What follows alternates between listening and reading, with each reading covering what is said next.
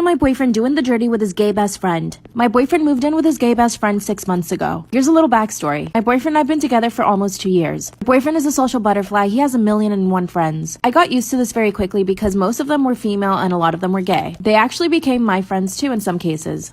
Early on in the relationship, I met one of his best friends. Let's call him Tim. Tim is very, very gay. And he doesn't hide the fact that he thinks my boyfriend is very attractive. I asked my boyfriend if Tim ever made him feel uncomfortable, and he said no. But here's the thing. Tim sometimes says the most outlandish things about my boyfriend. Yeah, my boyfriend is hot. He's super fit, has a great face, so Timmy loves to comment on his body all the time. On several occasions, he's made really dirty jokes about my boyfriend's butt and the things that he'd like to do to my boyfriend's butt. Every time they go out, he's always trying to get my boyfriend drunk. And when he succeeds, he always takes off his shirt. So then my boyfriend spends the rest of the night shirtless. Obviously, this bothered me, but it didn't bother me enough to ever be concerned. Boy, was I wrong. A few weeks ago, Timmy threw a party and told my boyfriend not to invite me. I got really upset, so I showed up anyway. Timmy was trying to kiss my boyfriend. I instantly knew the only reason I didn't get invited to the party was so that Tim could try to get with my boyfriend. But here's the thing. My boyfriend had so much patience for Timmy. Even though Timmy would make such perverted jokes about my boyfriend would laugh it off and tell me it wasn't a big deal. But I knew it did make him uncomfortable. But of course, I show up to the party anyway. When I got there, I found Timmy sitting on the couch with my boyfriend. My boyfriend was clearly drunk,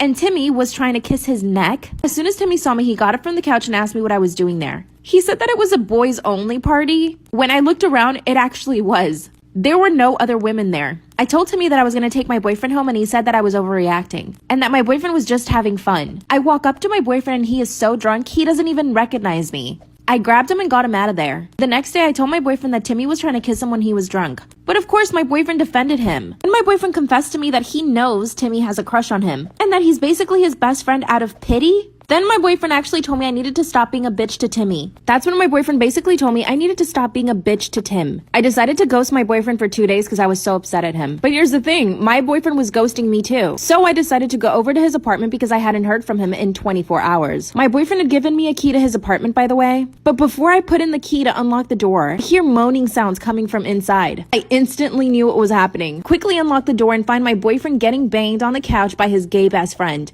It's an image I can never forget. I'm actually traumatized. They separate and my boyfriend comes running over to me. First thing out of his mouth was, "We were just experimenting, it's not a big deal." He thought I was gonna be like, "Oh, cool, cool." I look over at Timmy and he's on the couch smiling. I couldn't help myself and I slapped my boyfriend really hard. I ran away and didn't talk to him for 2 days. He finally came over to my apartment after those 2 days and explained that it was just something experimental. And he swears that they've never done it before and that they never will again. I took him back, but I don't trust him. He says that Timmy will always be his best friend and that I shouldn't get jealous. What should I do? Am I the asshole for picking my child up from a sleepover because the family has a bath day? So I'll start by saying that I don't think I'm the asshole in this situation, but I was told I am because I didn't respect the family's household rules. But I'll give a little background before telling the story. I have a son named Jason who's 8 years old, and he has a best friend named Brandon. The boys have been attached at the hip since they were in daycare. Brandon's mom, Ashley, and I are friendly and speak frequently because of the boys. I normally don't let my kids stay over at other places, but I've always allowed Brandon to stay at my home because his mom doesn't have this rule. Not sure if it matters, but the reason I don't allow my children to stay over at friends' houses at this young age is because I feel like at that age, they are still pretty dependent on their parents. Plus, my children usually don't ask to stay over. They ask if their friends can stay at our place, which I don't mind since we have the space and all the fun things that kids enjoy. Okay, so on to the story. Last weekend, I broke a rule and let my son stay over at Brandon's home. 1, because he asked, and 2, because my daughter was at my mother's for the weekend, so I thought me and my husband could have a weekend to ourselves. While enjoying some adult time with my husband, Jason called me and said that he wanted to come home, but he was whispering, so I could tell something was up. I asked him why and what was wrong, and he said that Ashley wouldn't allow him to take a shower because it wasn't a bath day. I was confused. A bath day? I immediately called Ashley and informed her that Jason needs a shower and if she could just allow him to do so. She basically explained to me that since my child is in her home, that he must follow her rules, which is fair. I agreed with her and hung up. I called Jason back and told him that I would be there soon to get him and just to be ready. He was very happy about coming home. I wouldn't have picked him up if he said no, but surprisingly, he had already had his bag packed. When I pulled up, Ashley was outside saying how much of an asshole I was for teaching Jason that he doesn't have to follow other people's rules. I told her that he was uncomfortable and that I'm not going to keep my child in an uncomfortable situation that he doesn't want to be in, especially if I can help. She then told me that she allows Brandon to shower twice a day at my house, even though it's against her rules. So again, I told her that if Brandon had an issue, he never told me that, and that I would have took him home if he was uncomfortable. There was some back and forth arguing, but I tried to keep it calm since the boys were around. So one of my best friends in year 7 tried to off me. It all started a random lunchtime when me, her and this Polish girl were just chilling, and me and the Polish girl exchanged a couple words in Polish together. We weren't trying to be disrespectful, like it was just a random interaction, and this girl became possessed. I don't know what took over her soul when me and the other girl spoke in Polish, but literally she threw her shoe at me and I was like, okay, that's rude, please don't do that again. Then she picks up the shoe off the floor and starts hitting me on my kneecaps with her flat slip on, and I was sort of looking down at my knees like, this is a little bit weird, because this is a strange way to want to scrap someone, because it didn't hurt me. She wasn't really doing it that hard, but I did tell her do you want to calm down, stop that? And she sort of didn't say anything to me. She didn't even look at me. She just carried on like a crazy person. So I was like, fine, I'm gonna go.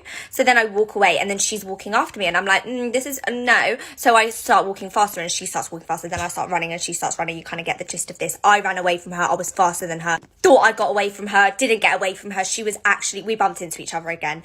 And then she starts, instead of following me, she goes in front of where I was about to walk, goes down and gets these pebbles, these decorative pebbles that were outside the building. She starts putting them into her skirt, holding her skirt like this, collecting them like some fucking Hansel and Gretel type of shit. And I'm like, oh, hell fucking not today. Not fucking day, darling. Yeah, she starts throwing them at my feet, and I'm like, yeah, fuck that. So I start 10 toes in away from her, yeah? Wasn't fucking about here. Got away from her feeling cocky. I've looked up where I was outdoors. I've looked up and there's stairs. Yeah, she's standing at the top of the stairs. My body froze. I became a paralytic in that moment. I was 12 years old, yeah? Don't know what was happening. This is the weirdest shit that's ever happened to me, but shut up and listen. She starts throwing them at me from the stairs, and I just couldn't move. And I think the third time she threw it, it hit me, and it hit me right here. In case you ever try to tell me that the story's a lie, it's fucking not. Do you see that? That's a fucking scar from where she cracked my head open with a fucking rock. So these two girls come to my rescue that are in my form, and they're like, Angelina, what the fuck? And I'm like, I don't know. But they were like, come, go, go, go. One of them's holding her hand here to try and cover my eye from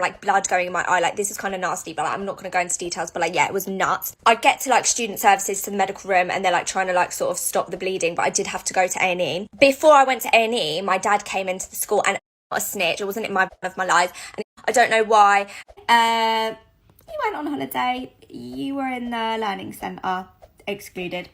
With basically Travis there as well in tennis club, and it was passive aggressive, and she come out with that, and I was like, babe, what?